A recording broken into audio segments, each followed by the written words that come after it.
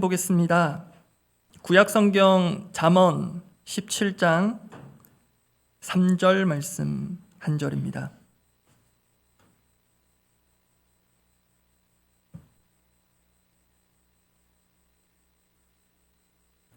잠언 17장 3절 한 절 말씀 함께 보겠습니다. 잠언 17장 3절 말씀 다 함께 읽겠습니다. 도가니는 은을, 풀무는 금을 연단하거니와 여호와는 마음을 연단하시느니라. 아멘. 한 번만 더 함께 읽겠습니다. 도가니는 은을, 풀무는 금을 연단하거니와 여호와는 마음을 연단하시느니라. 아멘. 우리 한국 축구 K리그 이렇게 부르는데요. 영국 축구는 프리미어리그 이렇게 부릅니다. 그 영국 프리미어리그 축구 감독 중에 명장이라고 꼽히는 그 감독의 인터뷰 기사를 본 적이 있습니다. 기자가 이렇게 물었더라고요. 경기를 앞두고 특별히 중요한 준비를 하는 게 있습니까? 그 질문에 대한 감독의 답이 뭐였냐면요. 숙면이었습니다. 의외이면서 역시 명장이다 싶었습니다. 내일 중요한 시험이 있죠. 우리가 전부 다 수험생은 아니지만요. 같은 마음으로 숙면을 위해서 오늘 기도회 일찍 마치고자 합니다. 오늘 설교 제목 마음 훈련 이렇게 잡아보았는데요. 질문을 좀 드리고자 합니다. 여러분, 두 가지 일이 있습니다. 몸이 힘들고 대신 마음이 편한 일이 있고요. 반대로 몸은 편한데 마음이 힘든 일이 있습니다. 여러분 어느 쪽의 일을 하시겠습니까? 몸이 힘들고 마음 편한 일. 반대로 몸은 편한데 마음이 힘든 일. 예, 1번이라고 잘 들리게 대답해 주셔서 감사합니다. 혹시 이런 분 있습니까? 돈만 많이 주면 뭐든 하겠다. 여러분 목회 사역은 여러분 보실 때 몸이 힘들까요? 마음이 힘들까요? 둘 다라고 하신 분 은혜가 있을지어다. 예. 여러분 마음과 관련해서 이제 우리 젊은 세대들이 이제 글자들을 줄여서 많이 쓰잖아요. 혹시 마상이라는 표현 아십니까? 마상? 예, 잘 모르시는 분은 이게 뭐 장기에서 얘기 나오는 마와 상을 얘기하나 하실지 모르겠는데 무슨 줄임말이죠? 예, 마음의 상처를 많이 받으셔서 그러신 건 아니죠? 마음의 상처. 여러분 육신의 상처는 잘 보입니다. 우리 아이들 다치면 잘 고쳐줘야 되고요. 근데 마음의 상처는 안 보입니다. 마음도 안 보입니다. 그러나 그 마음의 존재를 부인하는 사람은 없습니다. 그리고 실제로 마음의 상처도 분명 존재합니다. 우리 안에 꺼내어 놓지 못하는 크고 작은 상처들이 여전히 남아있을지 모릅니다. 오늘은 성경이 그런 우리의 마음에 대해 주는 지혜를 살펴보고 함께 기도하고자 합니다. 크게 세 가지를 나눌 텐데요. 제가 오늘 서두에 스포츠 얘기를 안 하던 스포츠 얘기를 하게 되는데 최근에 야구 한국 시리즈가 끝이 났거든요. 타자가 타석에 들어서서 3번 들어서서 한 번 안타를 치거나 홈런을 치거나 해서 루상에 나가면 그 타자는 훌륭한 타자로 여깁니다. 타율이 3할대거든요. 그래서 오늘 제가 3가지 나눌 텐데 3가지 중에 하나만 얻어 걸리셔도 오늘 잘 하신 겁니다.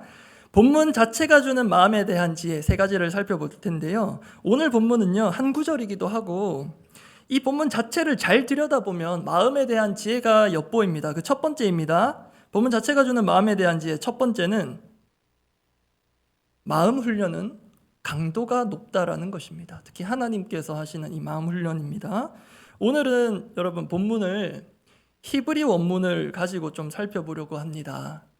수능에도 제2외국어 시험이 있는데요. 제2외국어 하나 배워본다는 생각으로 임하시면 좋겠습니다. 그런데 어떤 분께는 제2외국어가 아니라 외계어로 보일 수도 있습니다. 이게 참 그림 같아 보이거든요. 그림을 한번 보시면 진짜 그림 뭔가 싶으시죠? 기본적으로 여러분 히브리어는 오른쪽에서 읽습니다. 우리 한글과 순서가 달리 오른쪽에서 읽고 이게 지금 잠언서 17장 3절의 히브리 원문입니다. 원래는 한 줄인데요. 제가 구조적으로 볼 수 있도록 구분해 놓았습니다.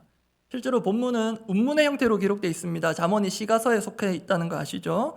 히브리 운문의 가장 대표적인 표현법이요. 평행법이라는 게 있습니다. 예를 들면 이런 식입니다. A는 B이고 A''은 B'이다. 이런 식으로요.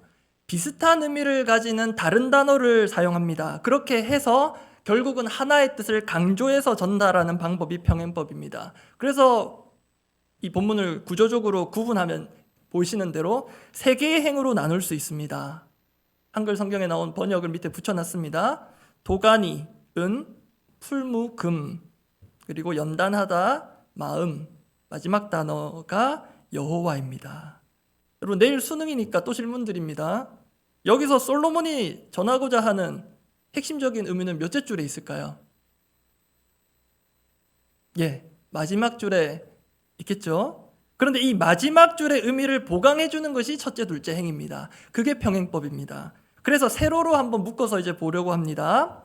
제일 앞에 나오는 그 행마다의 첫 단어들. 첫 번째 단어가 도간이죠. 사전적인 의미로 쇠붙이를 녹이는 데 쓴 오목한 그릇입니다. 둘째 행에 사용된 단어는 풀무죠. 비슷한 용도인데 규모가 조금 더 크고 또 온도도 더 뜨거운 그런 도구입니다. 그렇게 도가니, 풀무가 등장하는 자리, 그 세 번째 행에 나오는 단어가 뭐냐면 보시는 대로 연단하다로 번역된 단어입니다. 이 원어는 시험하다, 검증하다 이런 뜻이 있습니다. 조금 더 들여다보면 어떤 불완전한 불순물 같은 것들, 결점들을 찾아내고 궁극적으로 그런 것들 제거하기 위한 그런 시험, 검증입니다. 그런데 이렇게 말씀을 살펴보니 이 시험 연단은 일명 불시험입니다. 마치 도가니처럼 풀무불처럼 금속을 녹일 만한 뜨거운 고열을 가합니다. 그리고 소요 시간도 우유멸군하듯 고온에서 2초, 5초 이런 식 아닙니다. 금속이 녹아내릴 때까지 고온을 가합니다. 그런데 마치 그런 도가니처럼 풀무불처럼 하나님께서 우리의 마음을 연단하신다, 단련하신다, 검증하신다, 시험하신다는 것입니다. 여러분 혹시 여러분의 마음이 이러한 불시험 가운데 처해 보신 분 있으십니까? 그때 마음이 어떻겠습니까? 우리가 일상에서 종종 쓰는데 좋은 표현은 아니지만 그런 불시험 통과할 때 나올 법한 말이 이것입니다. 죽을 것 같다. 죽겠다. 그런데 여러분, 이 죽을 것 같다는 표현을 우리 예수님도 하셨습니다. 겟세마네 동산에서 십자가 사역을 앞두고 제자들에게 깨어 기도해 줄 것을 당부하면서 하신 말씀인데요. 마태복음 26장 38절 말씀 제가 읽어드리겠습니다. 마태복음 26장 38절입니다. 이에 말씀하시되 내 마음이 매우 고민하여 죽게 되었으니 내 마음이 매우 고민하여 죽게 되었으니 너희는 여기 머물라 나와 함께 깨어 있으라 하시고. 물론 우리와 죽을 것 같은 이유는 다르십니다. 우리는 여러 삶의 문제 또 관계의 문제가 우리의 마음을 주로 괴롭히지만요, 지금 예수님은 창조 이래로 단 한 번도 경험해 보신 적이 없는 성부 하나님과의 단절을 앞두고 신음하고 계십니다. 그런데 우리는 이 예수님만큼이라고는 할 수 없지만요, 때로 우리에게도 하나님과의 단절로 인한 심적 고통이 가중될 때가 있습니다. 특히 이럴 때입니다.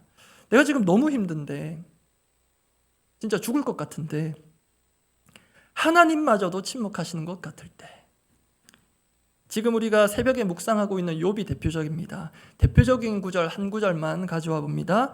욥기서 7장 15절입니다. 함께 한번 읽어보겠습니다.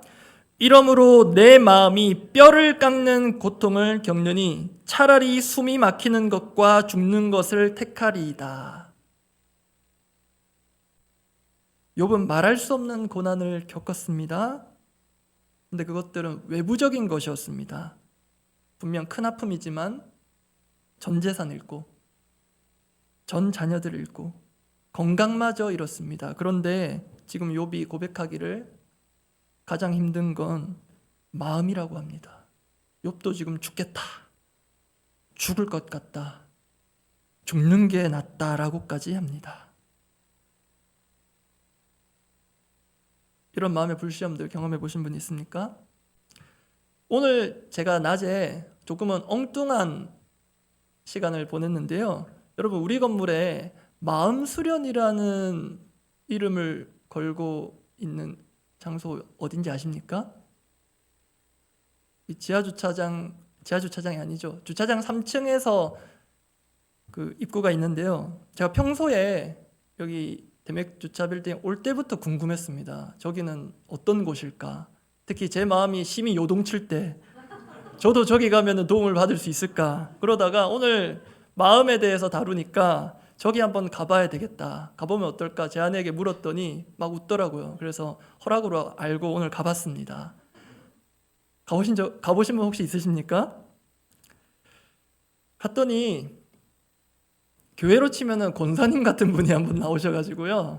저랑 대면하고 저의 질문에 막 답해 주셨는데요. 제가 막 이런저런 질문했습니다. 여기서 마음은 어떤 관점으로 보는 거냐, 그리고 마음 수련이라는 건 어떤 방식이냐, 이런 질문들을 했는데요. 되게 설명을 듣는데 어떤 교리 같기도 하고 약간 어떤 신앙 체계가 있는 것 같기도 하고 좀 그랬습니다. 무슨 용어상으로도요, 무슨 진리 나라 뭐 이런 표현도 하고요. 그리고 또 충격적인 거는 혹시 종교를 가지신 분들도 오시냐 했더니 그렇다고, 교회 다니시는 분들도 오신다 그러더라고요. 자, 그분들의 그 마음에 대한 관점, 접근법 존중합니다. 근데 오늘 때마침 이 마음에 대한 잠언 말씀을 보니까요, 잠언 말씀을 통해 우리에게 주는 영적 교훈과 그 차이점이 분명히 보입니다. 그 마음 수련에서 하는 그 마음 수련의 핵심적인 방식이 명상인데요. 그래서 빼고 버리고 완전히 다 빼야 된다, 버려야 된다 이런 말씀을 하셨는데, 명상을 통한 마음 수련은 그런 고요함 가운데 이루어집니다. 명상을 하려면 그런 환경이 필요하겠죠. 그러나 하나님께로부터 오는 마음 훈련은 고요함이 아니라 고통 가운데, 고난 가운데 이루어집니다. 그것을 대표하는 표현이 앞서 확인한 도가니, 풀무입니다. 도가니, 풀무가 일반적으로 가지는 상징적인 의미가 역경이자 고난입니다. 이 지점이 우리가 참 이해하기 힘든 지점이긴 합니다만, 우리 하나님은 우리의 마음을 때로, 아니 주로 역경, 고난을 통해 다루시며 단련하십니다. 특히 믿음의 사람들을 보면 꼭 그런 시간을 통과하게 하십니다. 이것이 본문 자체가 주는 마음에 대한 지혜 첫 번째입니다. 하나님이 하시는 마음 훈련은 강도가 꽤나 높습니다. 그러면 이제 두 번째입니다. 그럼 왜 그렇게 하나님은 강도 높게 우리의 마음을 다루시는가?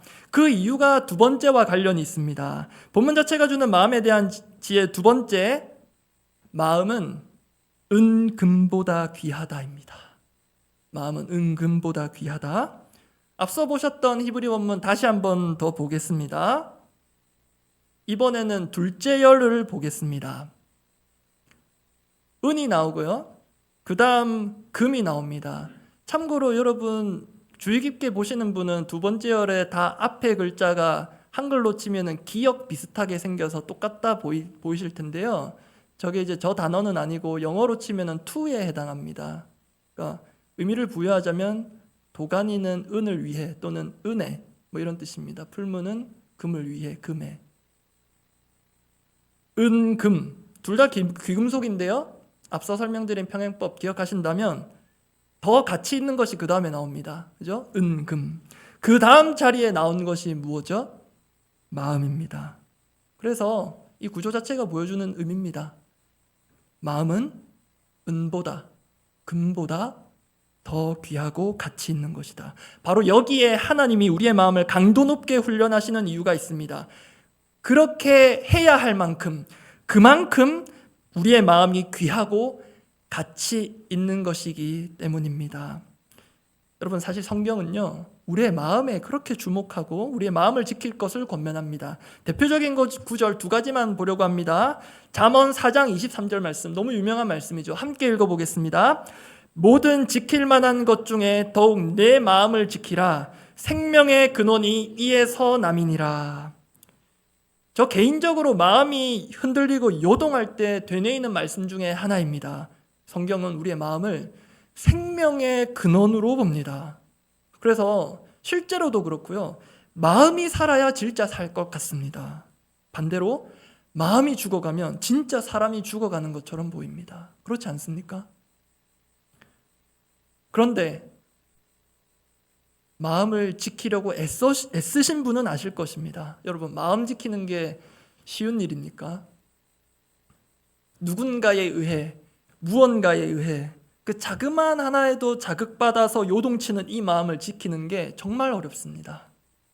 그래서 주신 말씀이지 않을까 싶은 구절이 있습니다. 우리 주일에 빌립보서 말씀 받고 있는데요. 빌립보서 4장 6절 7절 말씀 우리 믿음으로 함께 읽어보겠습니다. 아무것도 염려하지 말고 다만 모든 일에 기도와 간구로 너희 구할 것을 감사함으로 하나님께 아뢰라. 그리하면 모든 지각에 뛰어난 하나님의 평강이 그리스도 예수 안에서 너희 마음과 생각을 지키시리라. 아멘. 특히 지금 수능을 앞둔 수험생이나 수험생 가족분들에게 드리고 싶은 말씀이기도 합니다. 우리가 염려하지 말고 기도하면 구할 것들을 다 주시겠다. 지금 그렇게 말하지 않았습니다. 구할 것을 다 주겠다 그러지 않으셨고요. 우리의 마음과 생각을 지키실 것이라고 했습니다. 즉 우리가 다 제어가 안 되는 우리 마음의 문제를 하나님께서 하나님의 평강과 은혜로 지키고 다스려 주시겠다 약속하셨다는 것입니다. 여러분, 이처럼 우리 눈에 보이는 온 세상을 아름답게 빚으신 그 하나님께서 비록 보이지는 않지만 분명 존재하는 우리의 마음을 직접 터치하시고 지키신다 하십니다. 하나님께서 그렇게 주목하시고 우리의 마음에 공을 들이신다고 합니다. 그러면 이것이 우리에게 주는 도전이 있는데요.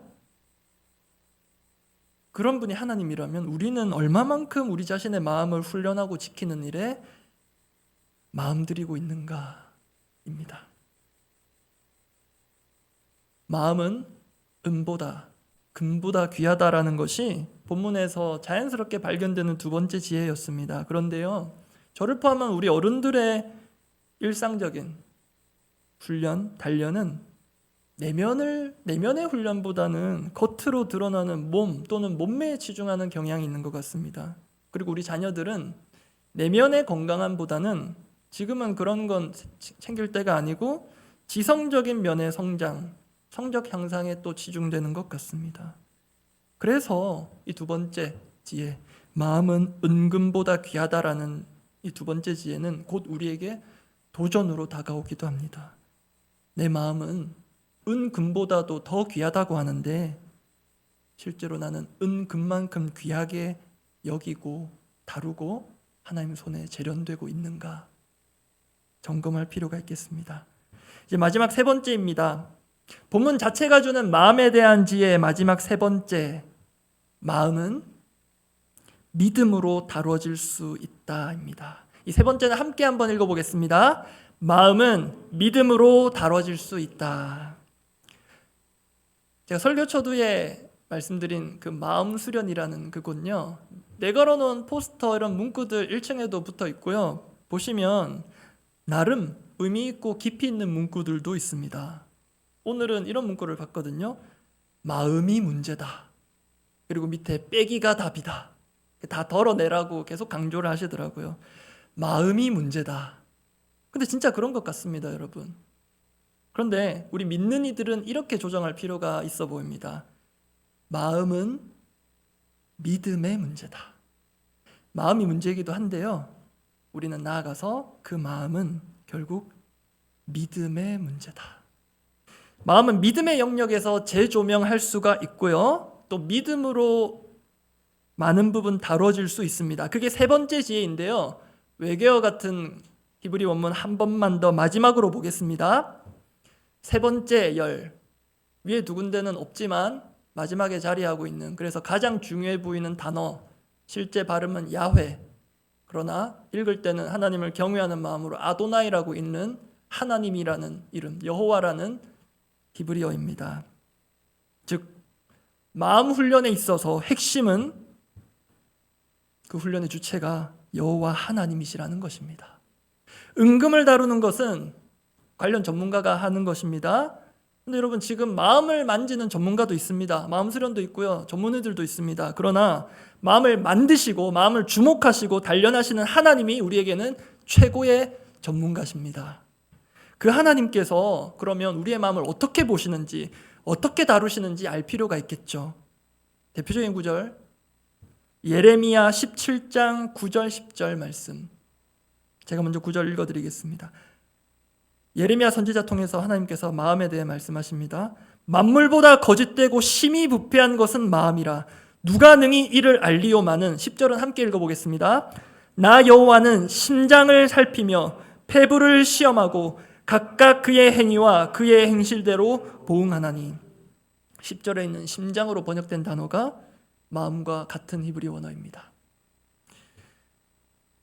마음이 문제다, 마음 수련에서만 하는 말이 아니고요, 사실 하나님도 우리 인간의 마음이 문제라고 하십니다. 수천 년 전부터 그러셨습니다.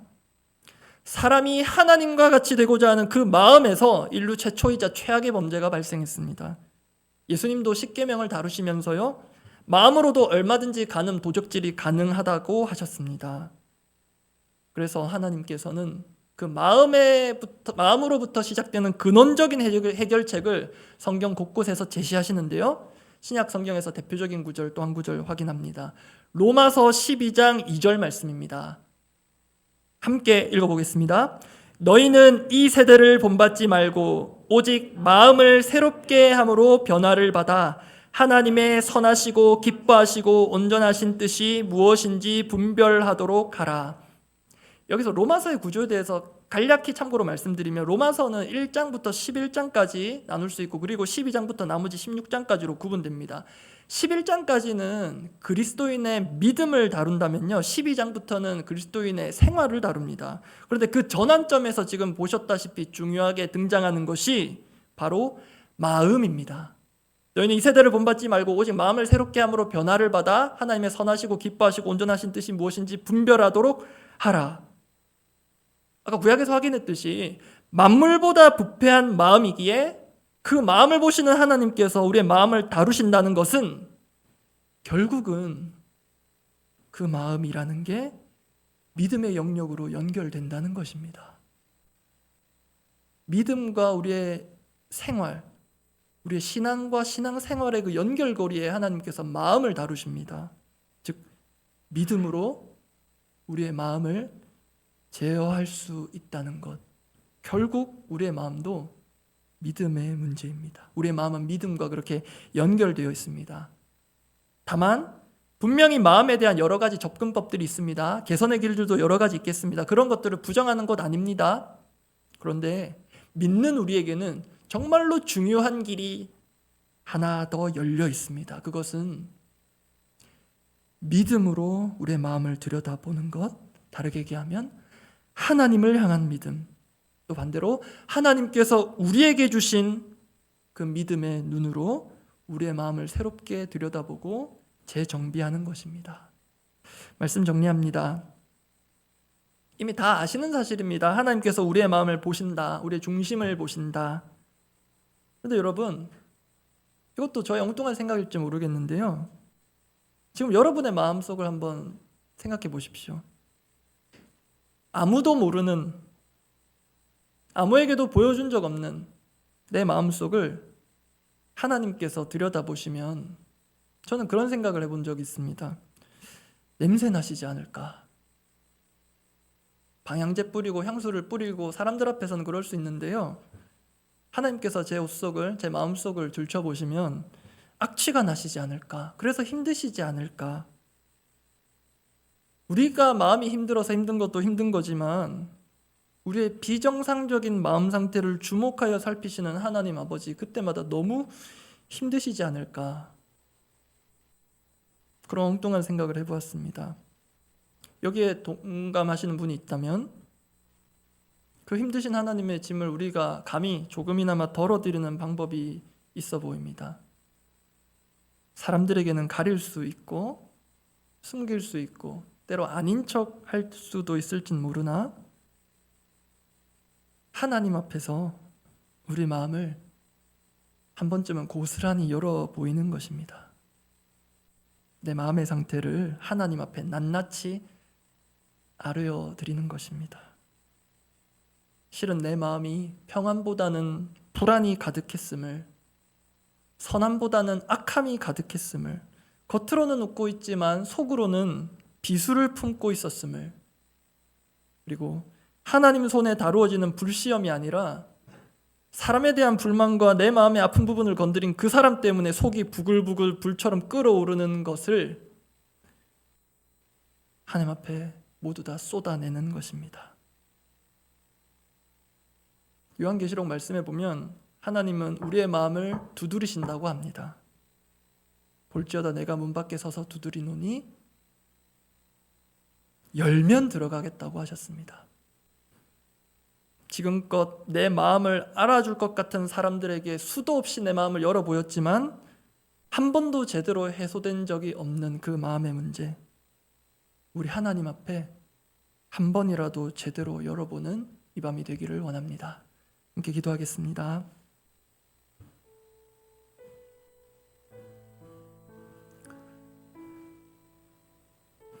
코로나 시대를 지나면서 특히 우리의 마음의 상태에 관심이 많고요.